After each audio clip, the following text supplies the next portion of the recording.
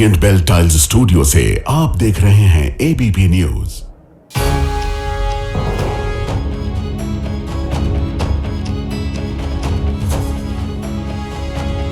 नमस्कार, मैं हूं प्रतिमा मिश्रा। आज दिन की बड़ी खबरों के साथ आइए शुरू करते हैं भारत की बात। शुरुआत उन खबरों से जिन पर विस्तार से आज हम करेंगे चर्चा। यूपी में 27 के रण से पहले आंकड़ों का कैसा खेल चल रहा है? सीएम योगी ने क्यों कहा है कि वोटर लिस्ट में 4 करोड़ वोटरों का अंतर आ रहा है? इस 4 करोड़ के अंक गणित का विश्लेषण आज आपके लिए होगा। अब तक यूपी में वोट शुद्धिकरण की चर्चा चल रही थी। अखिलेश यादव ने नौकरी शुद्धिकरण की कौन सी नई लड़ाई शुरू की है, ये भी आज हम आपको दिखाने वाले हैं। सड़क से संसद तक दिल्ली के प्रदूषण पर शोर है। राजधानी में सांस लेना जान देने के बराबर हो गया। क्या पोल्यूशन के आगे सिस्टम ने सरेंडर कर दिया है? ये खबर भी आपके लिए होगी। और हर दिन की तरह रात 8:30 बजे आप मेरे साथ देखेंगे स्पेशल रिपोर्ट सिडनी की शैतान। तो आइए शुरुआत करते हैं। और आज सबसे पहले बात 2027 के रण में 4 करोड़ वोटों के प्रण की करेंगे। क्या यूपी में एसआईआर के बाद 4 करोड़ वोट कट रहे हैं? ये सवाल मुख्यमंत्री योगी आदित्यनाथ के दावे से खड़े हुए हैं। सीएम योगी ने कहा है कि प्रदेश में मतदाताओं की संख्या 16 करोड़ होनी चाहिए। मतदाता सूची में एसआईआर के बाद जो नाम आए हैं वो 12 करोड़ है। मतदाता की संख्या में 4 करोड़ का गैप है। 4 करोड़ का जो अंतर है यह आपका विरोधी नहीं है। इसमें से 85 से 90% आपका मतदाता है। अब सीएम योगी के 4 करोड़ वाले दावे पर प्रदेश में सियासी चिंगारियां उठ रही। समाजवादी पार्टी सीएम के दावे को लेकर खुश भी है और आशंकित भी। समाजवादी पार्टी कह रही है कि हमने 3 करोड़ वोट कटने की बात कही थी। सीएम योगी उससे आगे बढ़ गए। ये चुनाव आयोग की कार्यशैली पर सवाल खड़े कर रहा है। सीएम योगी के दावे से साफ है कि बीजेपी मतदाता सूची में हेरफेर कर रही है। सीएम योगी इतने पुख्ता तौर पर 4 करोड़ का आंकड़ा कैसे दे रहे हैं?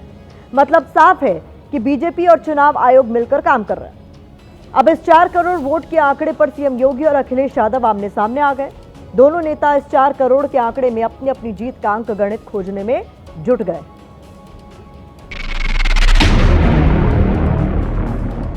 उत्तर प्रदेश की आबादी है 25 करोड़। 25 करोड़ की आबादी में मतदाता सूची में नाम होने चाहिए, ये संख्या होनी चाहिए 16 करोड़। और मतदाता सूची में एसआईआर के बाद जो मतदाता सूची में नाम आए हैं वो कितने आए हैं?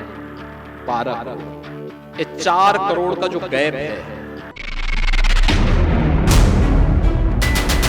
तो इस 4 करोड़ के चक्कर ने एक तरफ सीएम योगी आदित्यनाथ का चैन छीना है, दूसरी तरफ 4 करोड़ के आंकड़े में अखिलेश यादव को पीडीए की चांदी दिख रही है। सीएम योगी के 4 करोड़ वोटों के गैप वाले बयान से यूपी के सियासी गलियारों में नया तूफान आ गया है।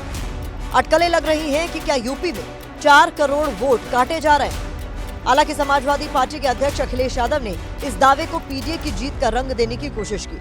उन्होंने एक्स पर लिखा है कि इसका मतलब ये है कि पीडीए प्रहरी के चौकन्ने रहने से एसआईआर में बीजेपी वालों का मनमाफिक जुगाड़ नहीं हो पाया। वोटर लिस्ट में सबूतों के अभाव में हटाए गए 85 से 90% वोटर बीजेपी के निकले। मतलब सारी गड़बड़ी बीजेपी के वोटर कर रहे थे। इसके अलावा भी अखिलेश यादव ने अपने पोस्ट में वोटरों के अंक गणित पर विस्तार से लिखा है। पोस्ट के आखिर में उनका कैलकुलेशन 2027 में पीडीए की जीत पर पहुंचा है। उन्होंने लिखा, इस गणित से ये निकला कि बीजेपी आगामी चुनाव में रेस से ही बाहर हो जाएगी। बीजेपी की हार का ये गणित और पीडीए की जीत का अंक गणित। यहाँ गौर करने वाली बात यह है कि सीएम योगी 4 करोड़ वोटरों की गैप का आंकड़ा दे रहे हैं। दूसरी तरफ अखिलेश यादव दावा कर रहे हैं कि यूपी में 3 करोड़ वोट काटे जाने हैं। 1 जनवरी 2026 को जो भी युवा 18 वर्ष का होगा वह मतदाता बनने का हकदार होगा।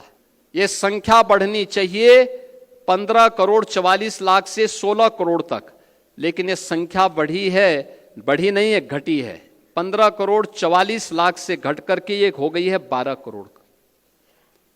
ये जो 4 करोड़ का गैप है, ये मिसिंग है, ये आपका विरोधी नहीं है। इसमें से 85 से 90% आपका मतदाता है। ये जो एसआईआर की एक्सरसाइज है, ये एसआईआर की एक्सरसाइज वोट जोड़ने के लिए होनी चाहिए, वोट काटने के लिए नहीं होनी चाहिए। यूपी में 3 करोड़ वोट कटने जा रहा है और जिस कॉन्स्टिट्यूंसी से मैं चुन करके आता हूँ, अभी जो डेटा निकल करके आया वो है कि 2 लाख से ज़्यादा वोट कट रहा है। और हमारे बगल में एक कॉन्स्टिट्यूंसी है फर्रुखाबाद, वो भी समाजवादी पार्टी की कॉन्स्टिट्यूंसी रही है, वहाँ भी लगभग 2-2.5 लाख वोट कट रहा है। इस बीच एसआईआर प्रक्रिया की अवधि बढ़ाने के पीछे भी अखिलेश यादव को बीजेपी और चुनाव आयोग की मिलीभगत नजर आती है।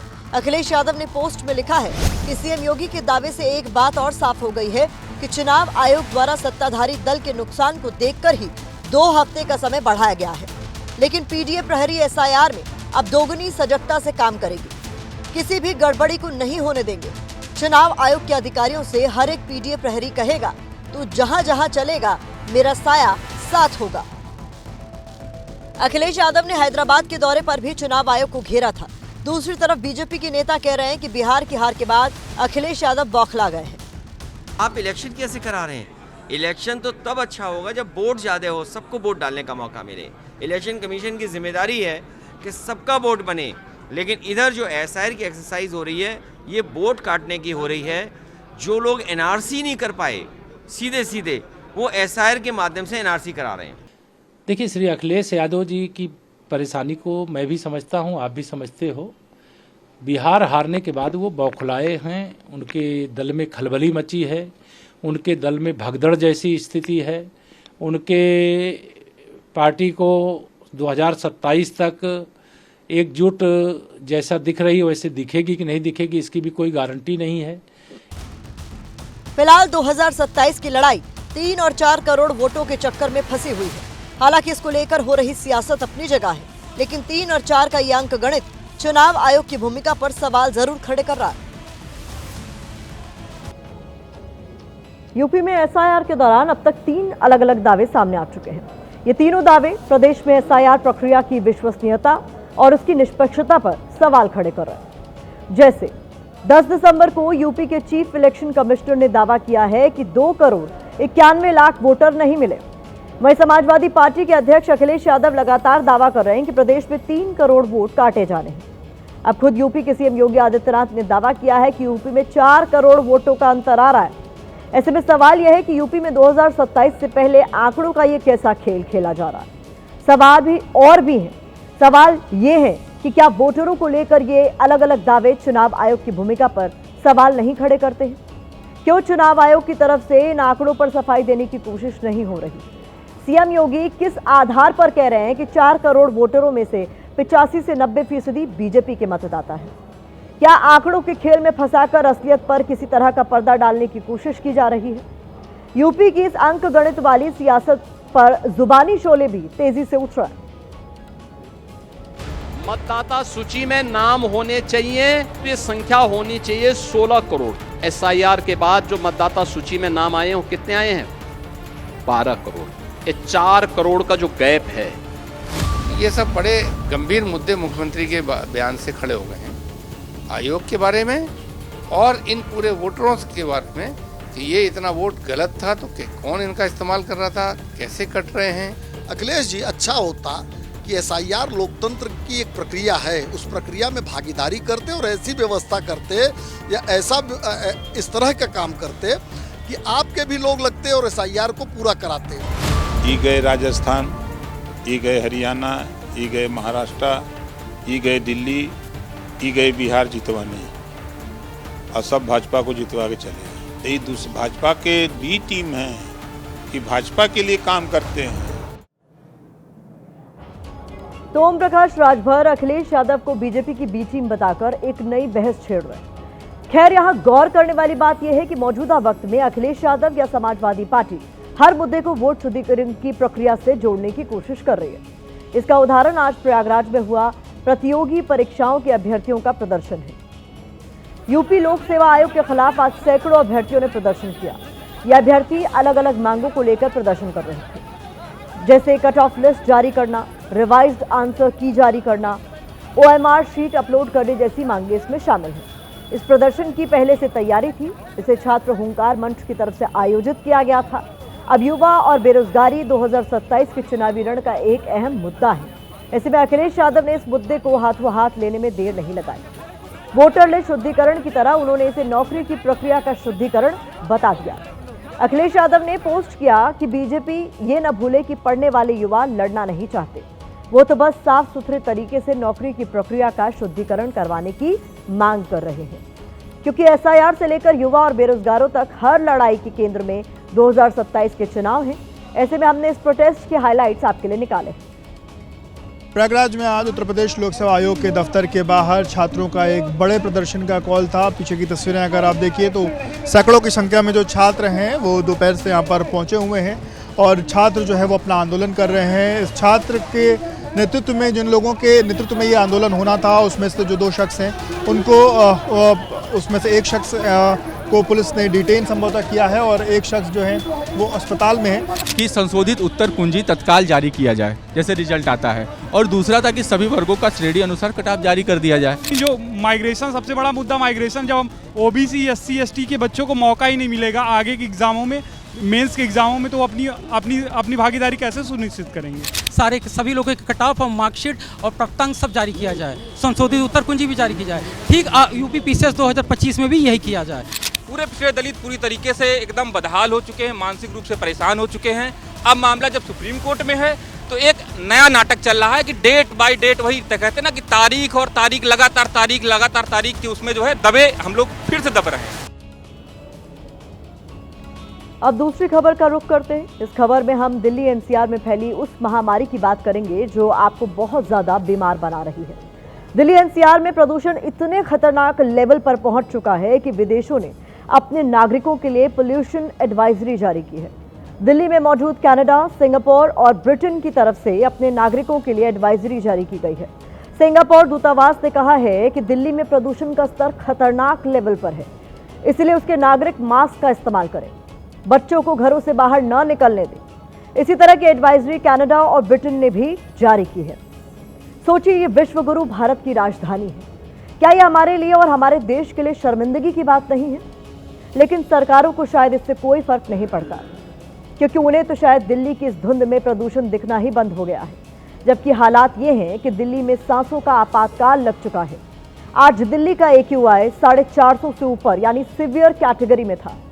कुछ जगहों पर AQI 500 तक पहुंच गया। प्रदूषण और धुंध की वजह से विजिबिलिटी कई जगह 0 हो गई।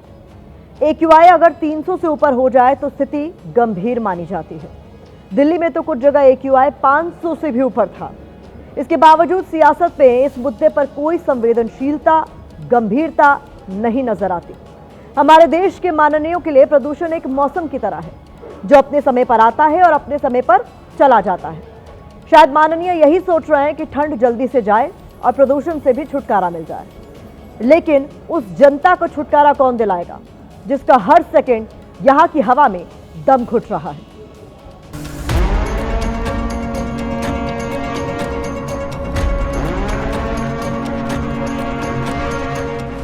ये राजधानी दिल्ली है जनाब, दिल वालों की दिल्ली। लेकिन इसी दिल्ली में जहरीला प्रदूषण दिल के लिए खतरा बन गए हैं। 2025 के दौरान दिल्ली में एक भी दिन AQI 450 नहीं हुआ है। हम उसको कंट्रोल रखने में सक्षम हुए हैं, बल्कि केवल 3 ही रहा है। इसको लेकर के जो आपने पूछा है, हमारे मंत्रालय के द्वारा लगातार मॉनिटरिंग की जाती है। केंद्रीय पर्यावरण मंत्री भूपेंद्र यादव संसद में कह रहे हैं, कहाँ है प्रदूषण? एक भी दिन AQI 450 नहीं हुआ है। कहाँ पड़ा हुआ है AQI? इस बार तो एक भी दिन 450 नहीं हुआ। तो मंत्री जी, हम आपको दिखा देते हैं AQI कहाँ पहुँच चुका है। जरा गौर से देखिए, ये आज 1 बजे का AQI ही है। आनंद विहार में 1 बजे AQI 490 था, अशोक विहार में 485, रोहिणी में AQI 500 और वजीरपुर में 492 था। प्रदूषण के साथ अब दिल्ली को स्मॉग ने भी घेर लिया है, यानी डबल अटैक। दिल्ली ही नहीं, जरा एनसीआर के AQI मीटर पर भी गौर कीजिए। नोएडा का दोपहर 1 बजे AQI 458 था, ग्रेटर नोएडा में 454, गाजियाबाद में 465, फरीदाबाद में 341 और गुरुग्राम में 367। दिल्ली के अलग अलग इलाके हों या फिर पूरा दिल्ली NCR, हर जगह प्रदूषण लाल निशान में नजर आ रहा है। और अब दिल्ली पर तो स्मॉग अटैक हो चुका है और इसके कारण पूरे दिल्ली NCR एक गैस चैम्बर में तब्दील हो चुका है। स्मॉग के आने के साथ ये समस्या और विकराल हो गई है। हवा की स्पीड कम है, बारिश का नामो निशान नहीं, जिसने दिल्ली और एनसीआर वालों की भी सांसों को फंसा रखा है।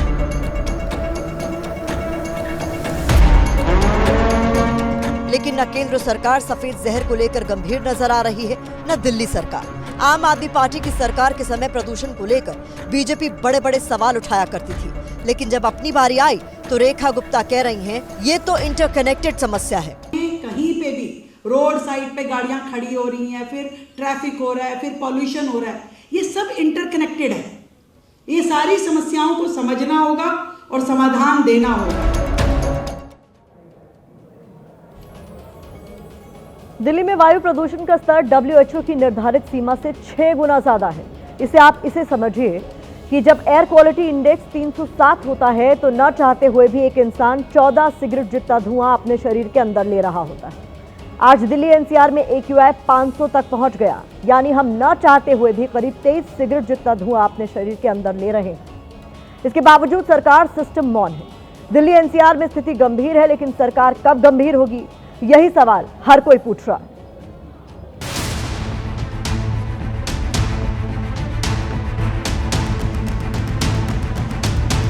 हमने पोल्यूशन पे डिबेट मांगा है, वो भी नहीं कर रहे हैं।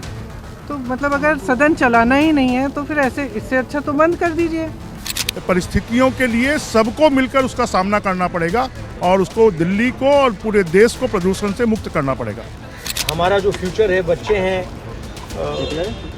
उनका नुकसान हो रहा है, लोगों को कैंसर हो रहा है, बीमारियां हो रही, ब्लेम गेम चलता है। बच्ची ने मुझसे प्यार के कही कि अंकल हम लोग का स्कूल ऑनलाइन करवा दो, नहीं तो कोई बच्चे नहीं बचेंगे। कहाँ मतलब है प्रदूषण पे चर्चा का, और इस पर सरकार कोई ठोस, कारगर और सार्थक कदम नहीं उठा रही है। प्रदूषण पर सिर्फ बातें हो रही हैं, लेकिन सिस्टम या सरकार कोई सबक लेता नजर नहीं आ रहा। आज मशहूर शायर जॉन एलिया का जन्मदिन है। प्रदूषण पर सिस्टम के इस रवैये को लेकर उनका एक शेर मुझे याद आ रहा है। उन्होंने लिखा है कि कौन सीखा है सिर्फ बातों से, सबको एक हादसा जरूरी है। तो लगता है कि हमारा सिस्टम और सरकारें प्रदूषण से किसी बड़े हादसे के इंतजार में यहाँ बैठी हुई हैं।